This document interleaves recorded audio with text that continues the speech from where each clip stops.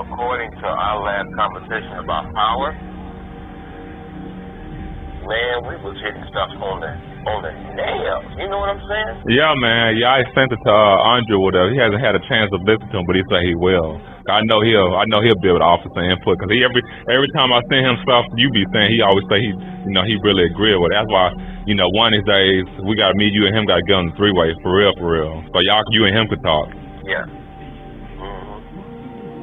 Yeah, but we was right about a lot of things that was getting ready to happen on Empire. We was right about a lot of stuff. Right.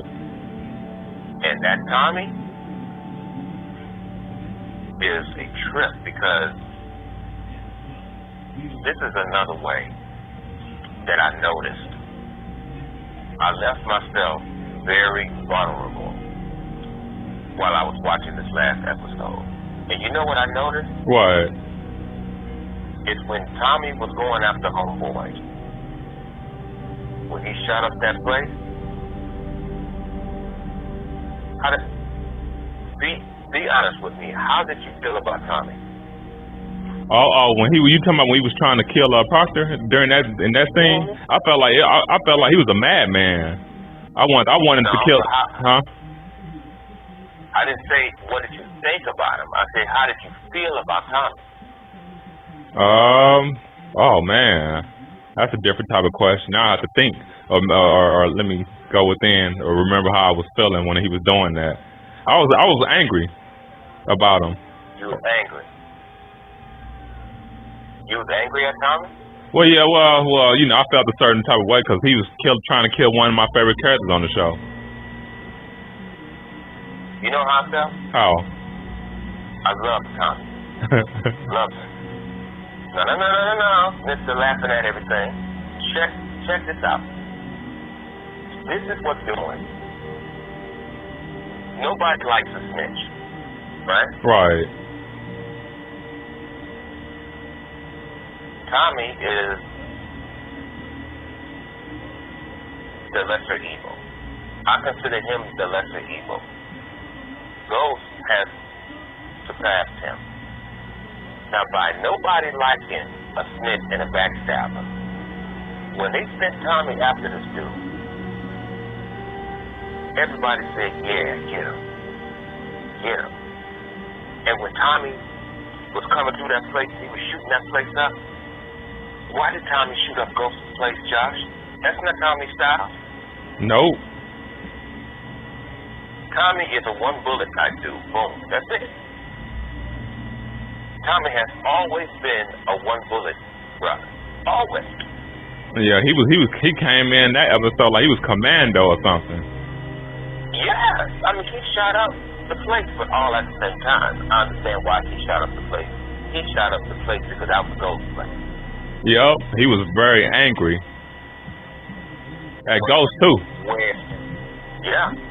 But when he was after him, I was loving Tommy. I'm like, yeah, get his ass. Get him. And then when he finally came through that door,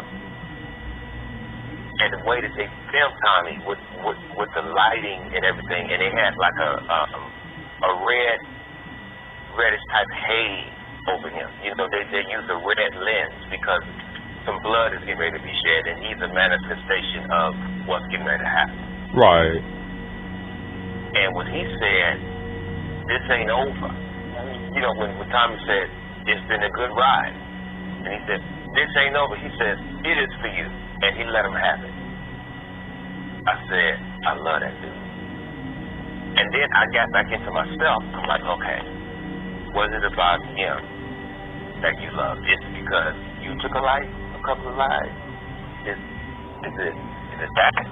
I'm like, no, because what I did was just right.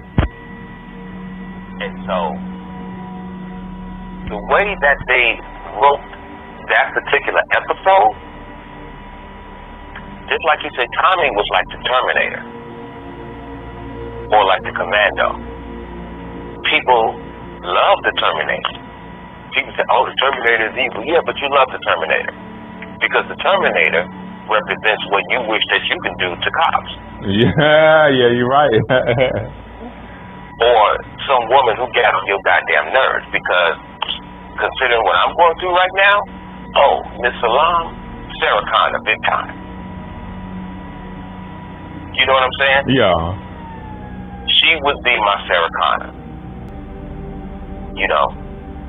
And so when you see characters like the Terminator, even though Hollywood says these are evil characters, these are characters also that society can relate to, because you put these characters in the position to where they're slaughtering people who you really don't like too much, like cops. Right. Or women who have hurt you, and you know. And then you look at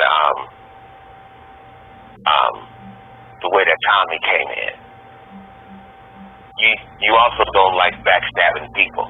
So all of a sudden Tommy became the angel. He became a manifestation of what a lot of people in this life feel and represent. Nobody likes to be betrayed. Nobody likes a snitch. And Tommy doesn't give a damn about law. He doesn't care. And so he also represents what most of us in society wish that we had boss like Tommy. And that's why people love Scarface so much, because he was the epitome of everything you're saying. There you go. Now you get it, right? Yeah, I remember one time I asked you about that or whatever. You was that was on one of our conversations. It was like a year or two. I was asking you about how you felt about Scarface, and we kind of got into it. You was telling me, you know, that's why people love him so much, because he was, you know, he had big balls. Where he was pretty much where every man wanted to be. Yeah, he was free. Yeah, he was free. That's what you was explaining, man. If you find that conversation, you got to put that on YouTube. That's like you're gonna be digging for some years. That was a while ago when we had that conversation. Yeah. And so Tommy, I bet you a lot of people, maybe if you go on Power's Facebook right now, I bet you any amount of money that Tommy became everybody's favorite character last week. He did. Because I was loving Tommy on that part. I allowed myself to stay open because I wanted to feel what they're doing. I'm like, okay, I just fell in love with Tommy. But I negate that because I just wanted to observe, you know. And what makes it complicated with this particular show is that everybody on the show is trash. And so that puts you in a position to where you like compassion for any of these people, which puts you in the category of being, you might as well say, void on the inside, or actually soulless. Right. It really doesn't matter, you know. Which one is your character? It don't matter. I'm just watching it. And if this character gets shot and killed, it ain't no big deal. See, because what Power is educating people on is that sooner or later you are going to have to get used to not having a favorite character. Emotionally, you can't get emotionally involved with these people no more because we're not going to allow you. Because as soon as we write these characters to be liked and admired, we're going to eliminate. We're going to eliminate the image. Now, Keisha got something coming for her. She's got a shock coming for her because she is so confident. Yeah, I'm like, dang, she didn't almost became a new woman how confident she is. They making her. I'm like, she dumb. They're building her up so they can tear her ass down. And, of course, you know, when she said that my life has been much better since I've gotten out from around all that negative energy, everything fell into place. I hated that bitch. Right. From that point. Because you know how I feel about these negative energy folks. Yeah. You know, which is stupid because, so you're saying that negative energy, people who carry negative energy have power over you, and all they have to do is be in your presence. And yet and still, you people who assert that having positive energy is beneficial. But when you consider somebody just being in your environment who you consider negative, you can't function. You understand what I'm saying? Yeah, I get when you put it like that. You can't disagree. But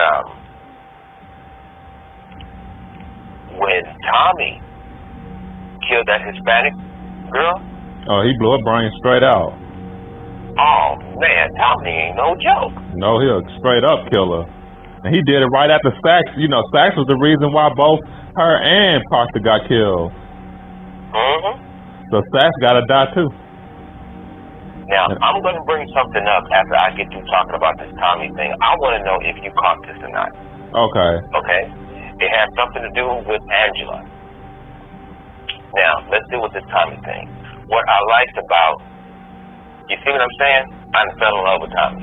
But what I like about that scene is that, you know what, I think I'm moving too fast. Because there was another scene that I liked that they had with Tommy. It's when he was talking to the lawyer, and it was at night. Oh, yeah. He came up right behind him. Yeah. I like that part. And I like how Tommy got in his face. I like how Tommy is real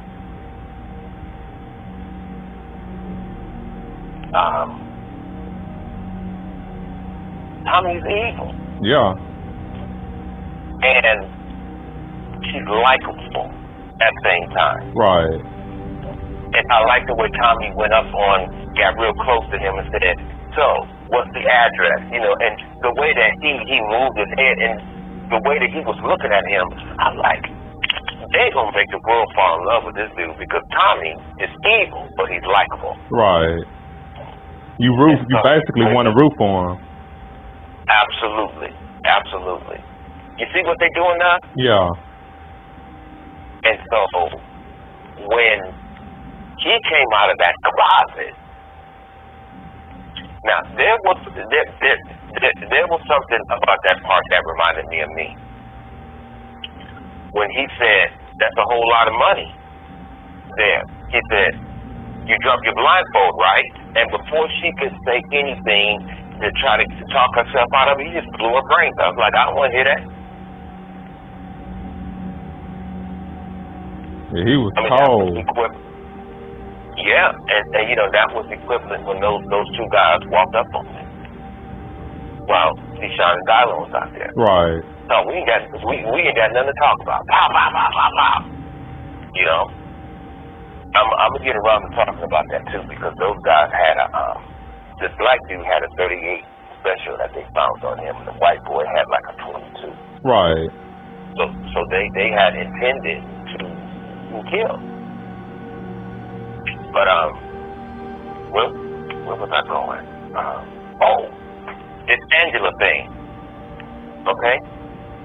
Now, I want us both to go over this. You remember when Ghost was talking to that image of Angela? Uh-huh. And he said that he wasn't going to kill the Hispanic girl? Yeah. Oh, yeah. I was wondering about that. I was like, you said you will. And Angela said you will. But he didn't. And I'm saying, wait a minute. Because that's just way too out in the open. You know what I'm saying? Right. So, are they going to treat this as Ghost just having these images of Angela, and he just so happened to have been wrong? Or is this Ghost of Angela actually Angela's presence, who's supposed to have this insight all of a sudden simply because she's not in the flesh no more? Right. Because you know how when you look at movies and how a person dies and they're in the spiritual realm, and all of a sudden they just know things. They know how things are going to happen. Right. So I'm saying to myself, okay, well, wait a minute. Let me think about this. Because Ghost said he wasn't going to kill her, and he gave her the money so she can leave. She could have left like he told her, but she didn't. She wanted to turn on Ghost and work against them. Now, Ghost and Tommy are not working together right now. I'm trying to figure out how are they going to connect what Angela said with what Tommy did, but at the same time make it make sense that Ghost was actually the one that killed her. Right. You understand what I'm saying? Yeah, I get what you're trying to say. Cause I'm like, after when he did that, when Tommy died, I'm like, well, how is that going to reconcile that storyline with what she was basically saying, prophesying to him what he was going to do? Like, that kind of ruined it. Unless they have something else in mind. Because that could have another meaning, and we got 10 more episodes to find out. Mm-hmm. And so when Ghost came in there, he took the envelope that the money was in, which I think was very smart. Yeah, because you remember Dre snitched. He was snitching on Totem, but now they ain't got that as evidence. Mm-hmm. Mm-hmm. Not even the money, because Tommy took the money. So,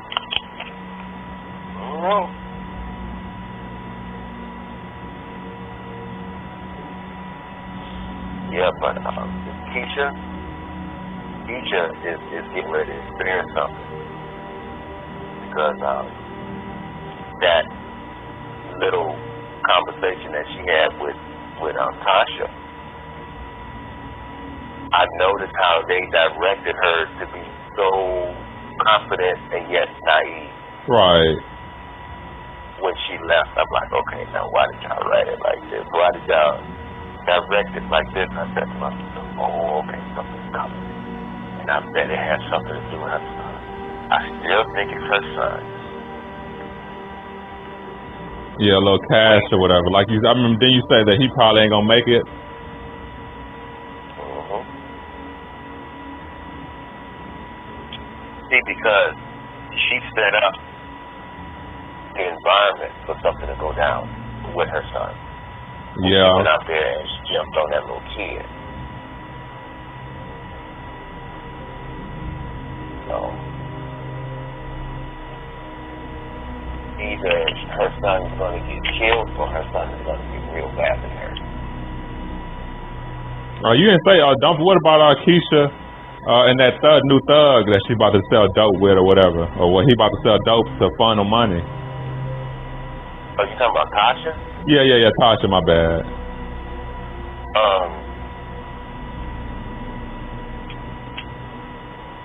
I don't know. When it comes to Tasha, I don't really pay too much attention to her. Yeah, because she's scum. Yeah, Tasha is pretty much everything that I can't stand about women. Yeah. You know, Tasha is trifling. You know, she's very trifling.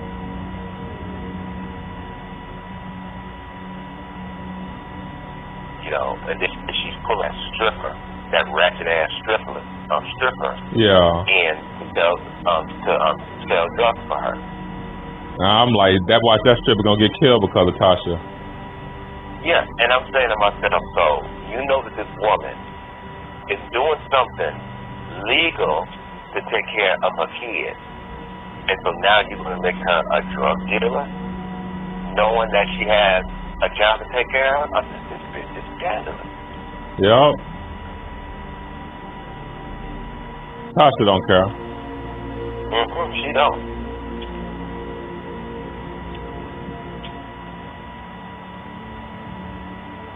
She don't.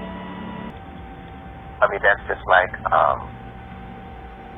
that last conversation I had with my dad. Yeah.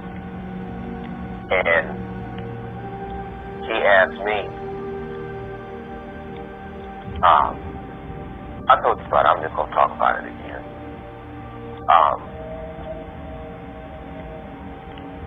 You know, Terrell called me every week. He said, I ain't heard from you in almost a whole year. You know, and I said to myself, oh, here we go. He said, what you need? Here we go. I said, Daddy, every single time I call you, I said, there's some new lie coming up. He said, what lie? I said, that lie about the Playboy book. All of that stuff. That stuff was a lie. He said, now here you go, bringing some old stuff up almost 30 years ago. I said, I didn't bring anything up. I said, you brought this up to me. I said, it was a lie. He said, no, it ain't no lie. I said, yes, it is. It's a lie.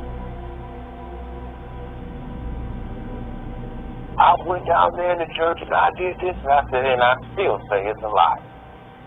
It ain't no lie. Just because you my daddy, it's still a lie. And you know me, I'm not going to bend. If I know that something is a lie, I will lay down and die. You know, that's something black parents got real bad at. Well, you know, they raised us like, you better not say call say I'm lying. You know what I'm talking about, right? Mm-hmm. You know, that's abusive, man. That's why I say black parents suck. Yeah, they do. And so simply because I did not submit and accept his false truth, his last words to me was fuck you. Oh, dang, you didn't tell me that last week. Yeah. I said, I tell you what, I said, fuck you all, man. I said, why don't you do the whole earth a favor? Why don't you just die? Why don't you die? I said, because you are not serving no other purpose on this planet but to cause pain. Why don't you die? And he hung up. I told my mother that a couple of days ago. I said, I want the man dead. I want him to die. She said, don't say that. I said, Mom, I said, what the fuck I want to say? I said, I want the man dead. I said, his life is a burden to me. I said, every time I turn around, if his sister is not trying to encourage me to call and talk to him, I said, then you do it. Right. I said, and I show both of y'all every single time I talk to this man. He's abusive. He's always coming up with some lie. And since that's the only purpose that he is serving in my life, he serves in my life a hindrance. I don't want any hindrances in my life. I said, so I cut him loose.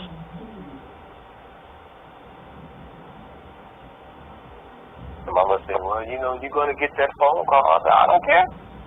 I said, that's going to be my liberation right there. I said, and I'm not coming to his funeral. None of that. Are you back to that again? I remember, you know. Oh, I'm back there, and that's exactly what I'm going to say. Oh, okay.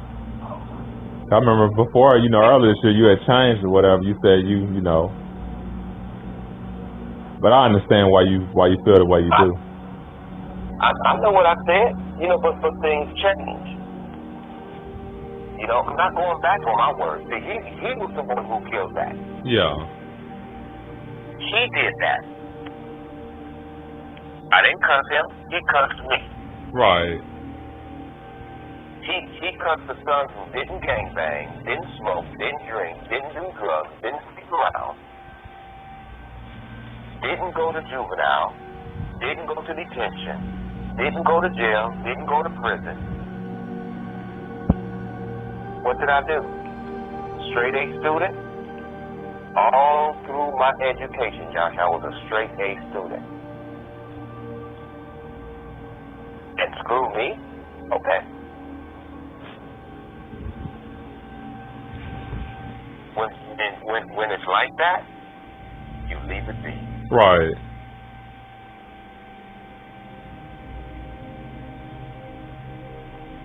You leave that be. Because, like I said, due to the fact that he is a pastor was a pastor or whatever the case may be, I know the real person, and I'm not about to sit up there and listen to them praise him as this good man. Now, before, I was able to withstand that, but since he consistently lies and lies and lies, and now fuck me, okay, I'm letting that go now. I'm letting it all go. Right. So when you grow, I'm not going to be there. I'm not going to be there at your bed. So that you can be a hypocrite and say, I'm sorry. No. You ain't doing that to me. I ain't going to let you do that to me. So when you on your deathbed, don't tell nobody to call me, because you're going to get your feelings hurt because I'm not coming. Right.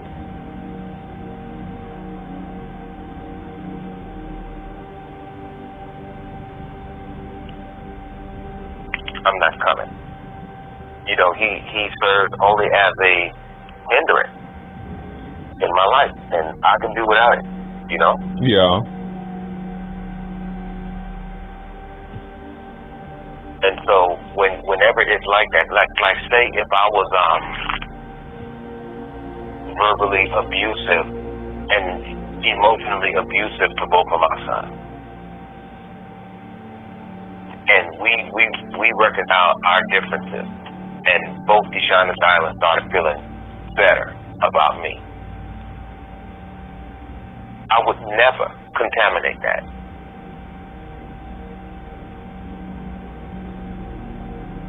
I would never contaminate that. Right. By coming up with some lie. And so we're back here again. After we done reconciled our differences, and I hear something new.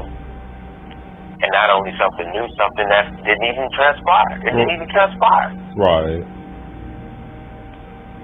And I'm telling you that it didn't transpire. Well, I'm telling you that it did. Well, you know, I'm telling you it didn't. And I told him, I said, if there was any type of nasty magazines in my bag, your daughter put them there. I said, and believe me, Shannon and Chad, my nephews, they've seen a whole lot worse things, okay? Because my sister used to have orgies right outside their bedroom in her living room. And you complaining about some Playboy magazine? Right.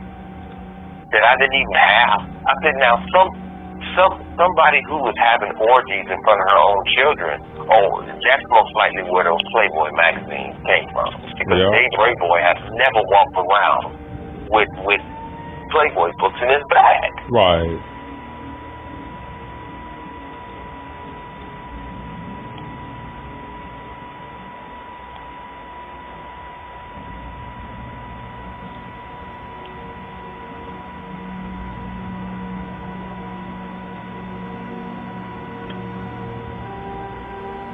You know, and that's something that even your dad is going to have to deal with. He's going to have to allow you and him to have a better relationship, and he's going to have enough wisdom to know how to leave it as such.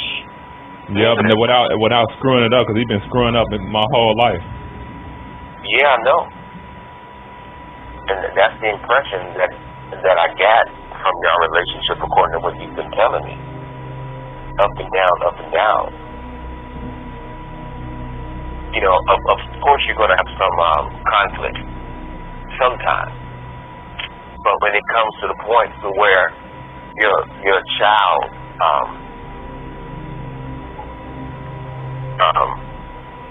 hold on,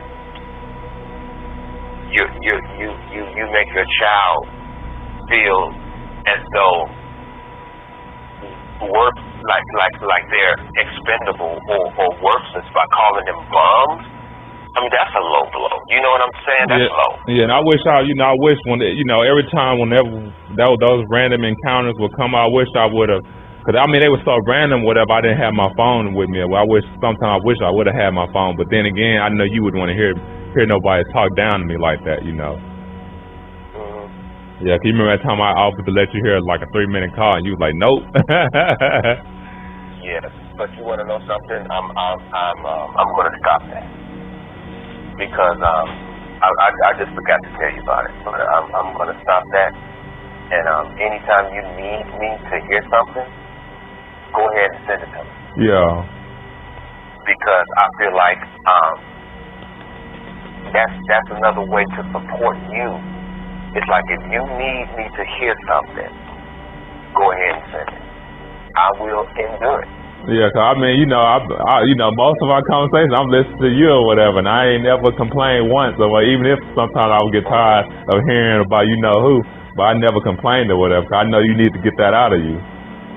Even if we got to go through it 100, even if we got to go talk about her 100 times, then well. Yeah, but you want when you love somebody, you don't want to hear other people talk them down. Yeah. You know, but if you do love somebody, then you should be able to withstand hearing someone talk them down if they need you to hear that. Yeah, 'cause true brotherhood ain't. See, a lot of people think brotherhood just when your brother or sister or whatever is just up, but you know it's also suffering with that person too, to a degree. You know, now sometimes some people get themselves in dumb situations with like, but that ain't never been your case or whatever. It's, you know, 'cause I look at it like if I'm your. I mean, like in the typical way. Yeah, I hear you.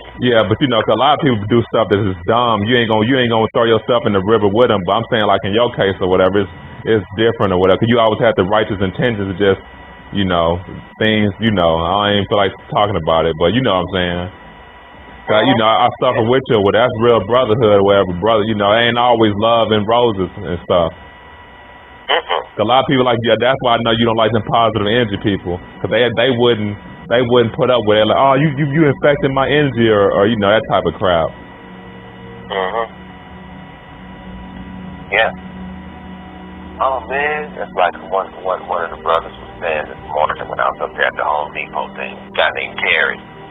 Oh man, I don't let people get around me and start telling me their problems. Man, I'm out here, my mind is on staying focused and get this money, man. I don't care nothing about nothing else. Well, it's probably why you struggling. He said, why you say that? I said, because everybody is standing over here for just not to try to make money. We all are over here around in the midst of one another, not only for that. Somebody might need some guidance or something. Right. Somebody might need to bring, look, bro, I got this. I don't want to hear you call, man. I'm trying to stay focused and make this money. And you might have been the last person who they was willing to talk to about the problem. And you rejected them. And whatever problem that they was having with either somebody else or themselves, that was probably you was probably their last shot. Now say if they had a problem with somebody else and they came to you and they needed some guidance on something and you rejected them, they probably would say, well, okay, I'll just go home and shoot the dude or go do something. Or if they had it with themselves, they probably just take their own life. Yeah, people don't be thinking that way about their fellow man though. That if people so selfish, you never know. Just smiling at somebody, man, could really change their day, and then not only they could save their life, 'cause you never know what they're going through at home. That's why everywhere I go and everybody I meet, I always try to, bring an air of goodwill, man. Even no matter what I'm going through, if I can, make somebody's day lighter, with it, 'cause like we were saying, you don't never know what somebody got going on at home. They could be getting abused. Might be about to be put out their house, all types of stuff people going through in this world. Yeah. It's crazy.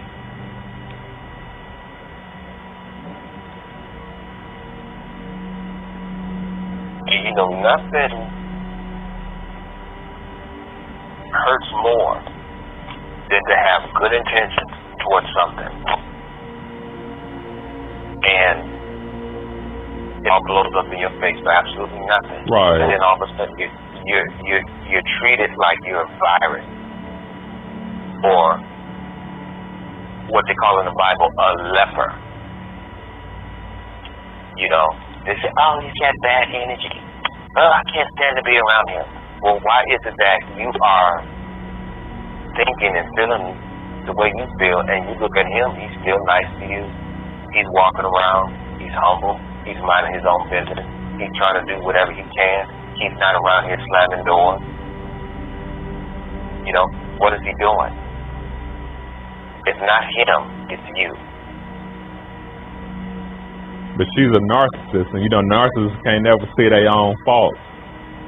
Absolutely. Just like your dad and my dad are both narcissists.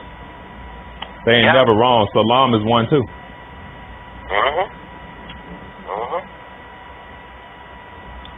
So you can take the time and read yourself and look at yourself and feel inside of yourself all of this hatred that no one put there, but is present for this person. And why? It's because of all of those other outside forces. Yeah, you need to do this, you need to do that. I'll tell you what, the same advice that you're giving her, why don't you come over and tell me? You're going to come over and tell me? I bet you won't. No. You ain't going to tell me anything. Because you want to know why? Because you're going to catch these hands. That's exactly what's going to happen. Because I'm not doing anything to nobody. I've been putting in applications all over the place. And it just so happens nobody has not called me yet. And we're going into the slow season everywhere on the planet. You know, we're going into October. Everything slows down. Now, that doesn't necessarily mean that something won't randomly all of a sudden come up, because that's usually how things transpire in my particular life. You know. But when you have a person who is against you, and this person is always talking to other people, and these people who don't know you are against you because of all of the dialogue, and yet still all types of stuff is being thrown up in your face. You're still keeping your humility, but I'm the one with the negative energy. It's me. Right. If I acted upon what I see in my mind, this shit would have been over a long time ago. Yeah, she'd be dead. But the distinction between that type of person, which is a nigga, and me, I'm too sophisticated. Right. I ain't no nigga. Nope, none whatsoever. And nobody controls me. I don't have any buttons to push or any strings to pull. I'm in control of me. No one is in control of me. So it's nothing that you can do. It's nothing that you can do in front of me. It's nothing that you can say that's going to get a rise out of me, because I'm in control of me. I meditate. I know who and what I am. So it's nothing that you can say or do to me. Nothing. But as long as I continue to be responsible and get up and do what I feel I'm able to do to try to help my situation, the universe is going to always fall in my favor. Right.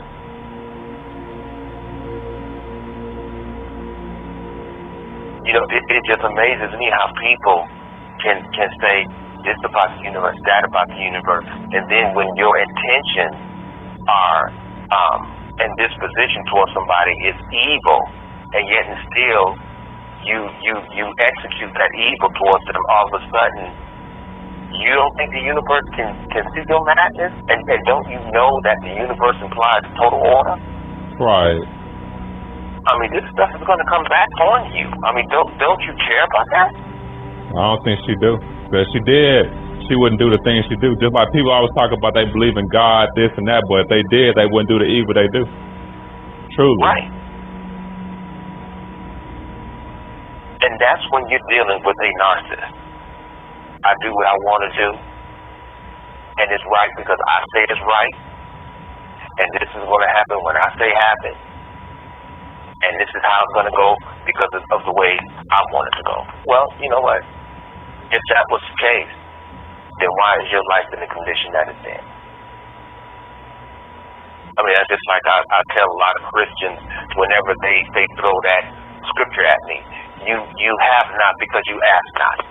And you and I talked about that numerous times in 2014 and 15. Yeah.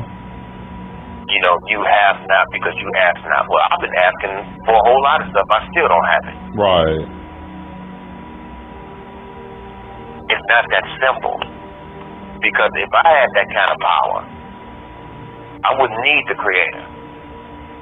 Or if the Creator is this presence of power to where all I have to do is speak it, and by way of that power, I'll contain it. I still haven't seen it. Right. So that's a lie. That's not reality. You have not because you ask not. Nope. That's a lie. That's not even a belief. If you listen to that, you have not because you ask not. That's not even a belief. That's a lie. That's a flat out lie. Yeah, 'cause I ain't never experienced it.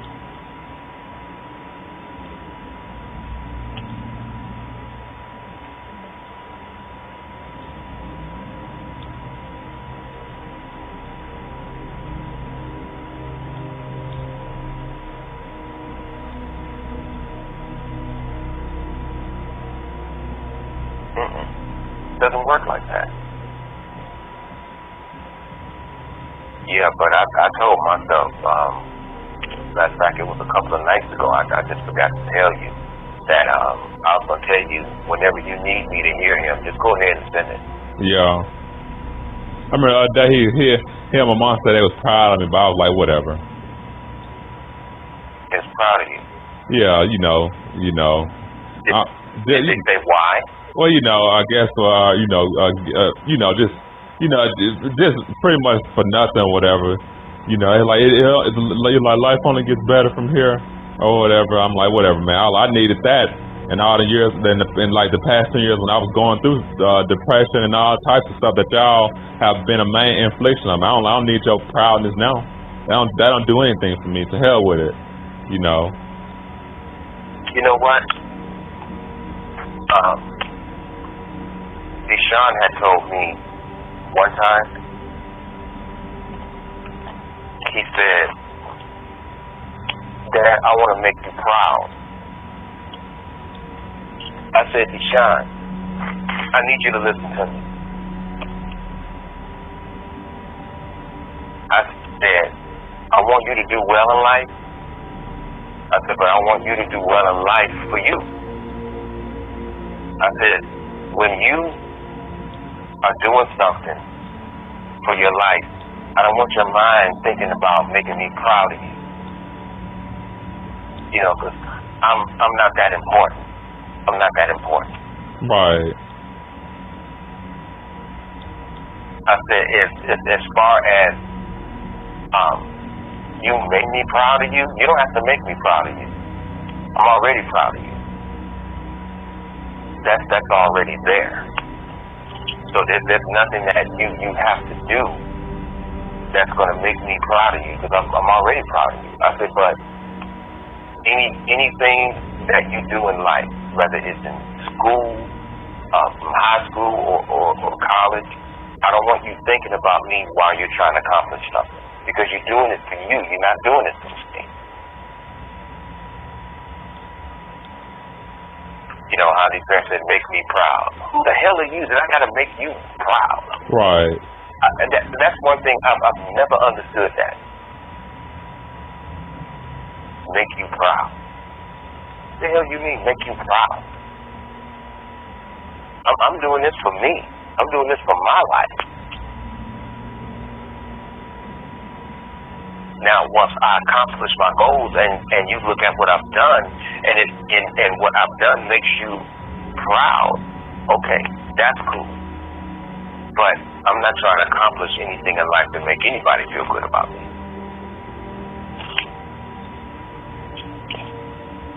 So, when I had explained it to Deshaun like that, he said, yeah, Dad, I never thought of it like that. I said, just do you. I said, because you already got my pride. I'm already proud of you. Because in my life, the only time my dad ever said he was proud of me is when I did something he wanted. Other than that, Yeah. To hell with me or whatever. Because once I, like growing up, I told you, he used to maybe play piano and guitar and all that, and bullying me into that or whatever. But once I took the entrepreneurial path, all that quote unquote love and support, it went out the window. And it was always put downs and talking about how I'm doing get rich quick screams and stuff, and just always hurting, putting down and stuff. Hell, you showed more love to me in the past 10 years or whatever than he did or whatever. Hardly any real love other than material things. Yeah. I remember, even like the past 10 years, I remember he used to get real jealous or whatever. Like whenever I would talk to people like you or whatever, never, or Aaron. Cause I know why. Cause I'm like, he's mad. Cause I guess, I would or hang out with older brothers or whatever. Cause I would never do that with him or whatever.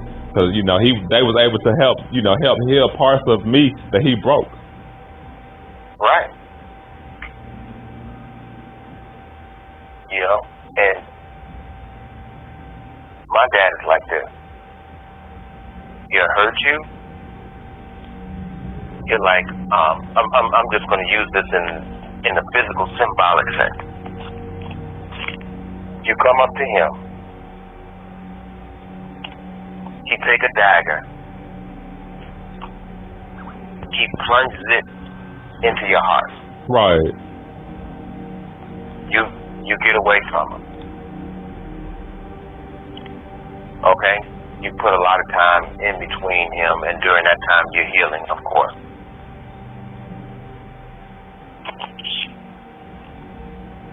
You reconcile your differences. You approach him again. He pulls out the dagger. He plunges it again. You go away. Same thing. Just keeps happening. Just keeps happening. Well, what he's doing is not right, but you keep going back, Why do you keep going back? It's because of your dad, you see? You're caught up in that bullshit.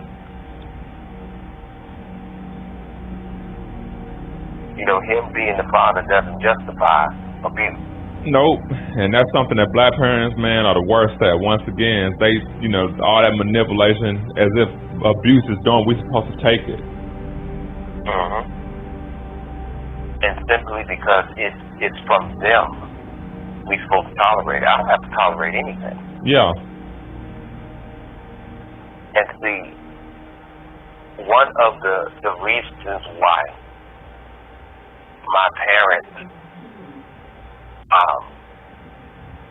grew to be against me, and me and my mother talked about this not too long ago. And see, I'm a different type of human being,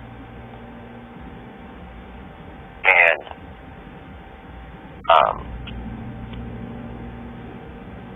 to me, it's all about right and wrong, period. That's what it's about. Just because you mama and daddy don't make it right. And that's the way I've always lived my life. If you my mother and you disrespect me, I'm going to leave you the hell alone until you act like you got some sense. Now, me and my mother, we get along fine now. My mother is back to being the sweet woman that she was when I was back in high school. But my dad, he's the same bastard that he's been all of his life. So he is not capable of changing because he's not interested in changing. So when a person makes up their mind that they're not interested in changing, they're basically telling you that I am irredeemable when it comes to you. Yeah, 'cause I remember my dad growing up used to always talk about, I ain't gonna change. I ain't gonna change. What my way the highway. What I say go. You know, that's nigga nonsense.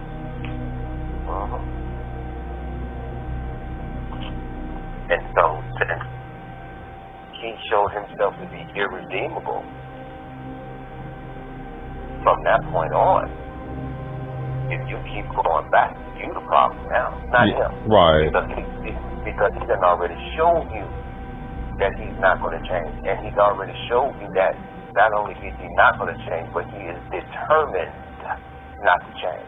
And see, and when you see somebody who is determined not to change towards you, when you read into their determination that is aimed towards you, it means that they do not like you. You know what I'm saying? Right. Not genuinely. They only like the you that they can understand or control, but they don't like you for who you really are. Right. That's the point. That's the point. That's the point I was making. Yeah. About my parents. That's the only thing. That's the only problem that they had with me. Is that David is his own person, and he doesn't care about mama and daddy, sister, brother. He doesn't care about that. If you disrespect me, I'm leaving you the hell alone. Simple as that.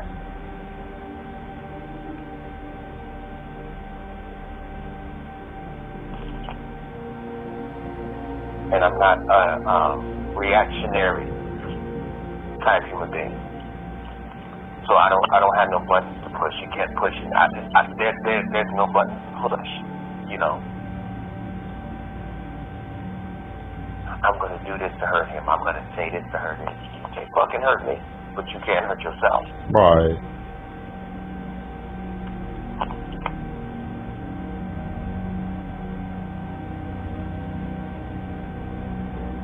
And see, what a lot of parents set up through the years with all of these verbal abuse and everything is a very lonely time during their last days. Right. I say that because my grandmother on my dad's side, she was a real mean little bitch. You know what I'm saying? Yeah. People say, you call your grandmother a bitch? Yes, I call her my grandmother a bitch because that's exactly what she was. She was a bitch. Okay? Period. I talked to my cousin Clayton, and I told him that I wish that I would have been able to spend time with her. He said, you wouldn't have liked it. I said, why do you say that? He said, because every summer we went down there. She didn't let anybody run in the house or even in the yard. She would run out and whip the hell out of us for running. That's what children do. Because she was so affected by white racism, it made her paranoid. And my stepsister Kim, when I was talking to Kim, I said I wish I would have had a chance to hug her. Kim said, well, no. Matter of fact, this was back in 2000 when I was driving the bus, when she was still alive. Because my grandmother didn't pass until 2005.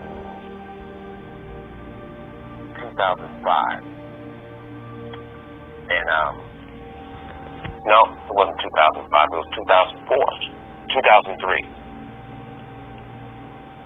Kim said, well, she will just let you hug her a little while, and she was like, don't touch me. She's gonna push you away and stuff like that. I was like, really? That's how she is? Kim said, yeah, that's how she is. Well, you know, that's grandma, so she ain't gonna be my grandma. She said, why you say that? I said, because now I don't want to meet her. I said, if that's the way she is, then the hell with her. Right.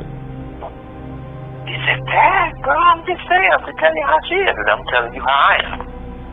I said, I'm not going to go all the way to Arkansas and meet my grandmother for the first time, and I can't hug her? I said, to hell with her. I don't care what she went through. I don't care.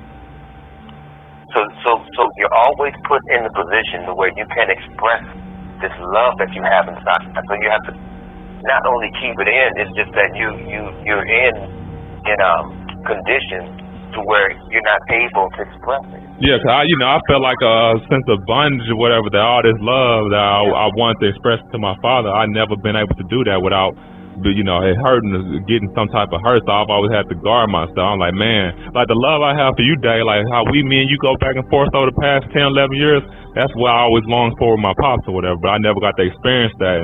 And that was, even now it still pains me that I might never experience that with him or whatever. It's like, that's my father, my blood or whatever, but, that we never had that bond because he's always sabotaged that. It's only what he want to talk about, and it's always Bible, or fault finding about me or something, or complaining about somebody else. Well, I was like, man,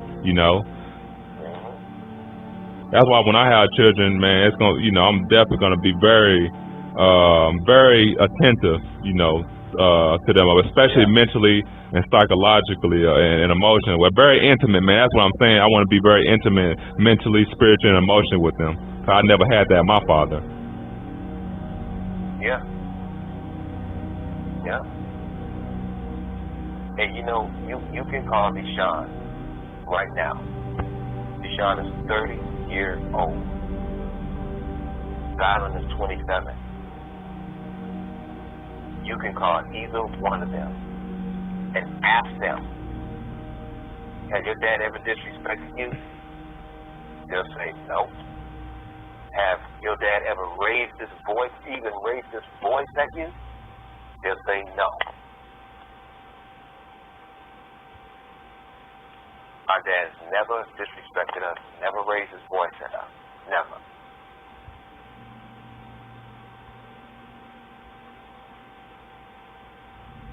That's how your kids are taught to honor you.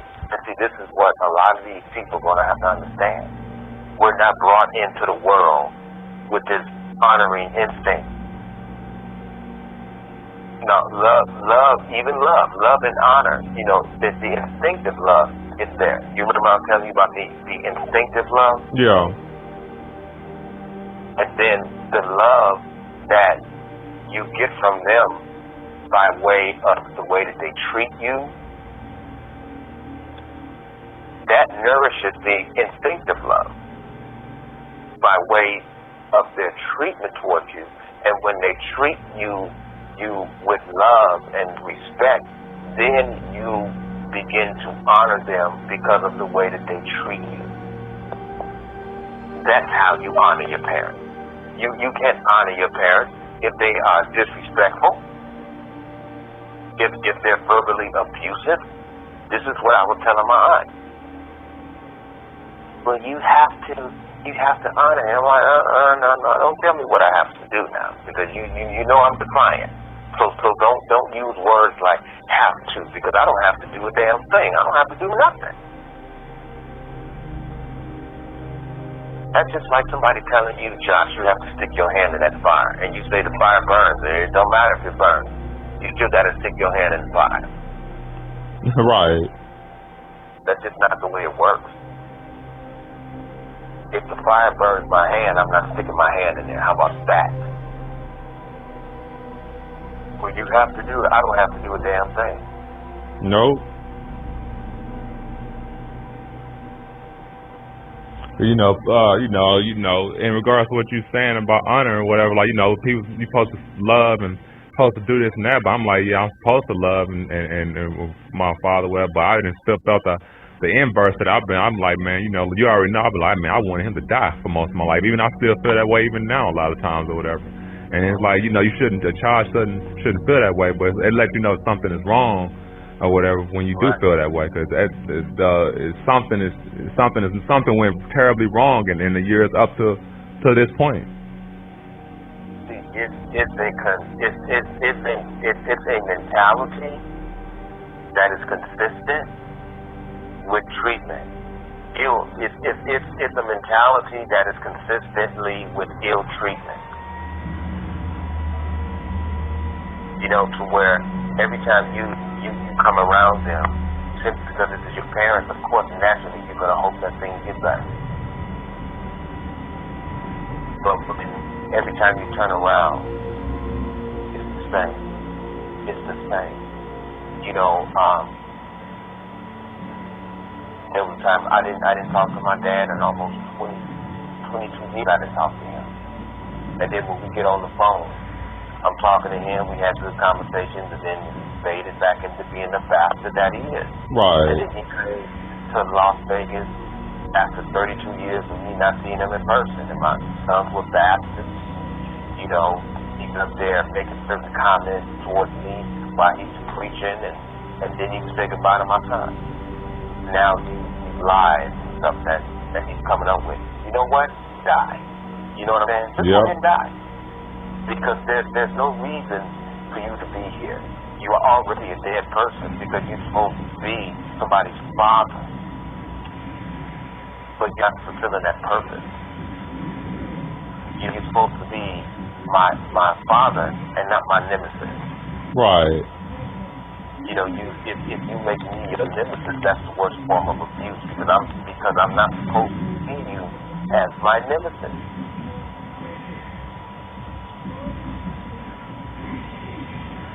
You know, and due to the fact that your parents making you their nemesis, I don't think a lot of parents understand how very dangerous it is to turn a pure love into pure hate. Because you turn a pure love into pure hate, you could die behind that shit. Yeah. But they don't think about that. They don't even care.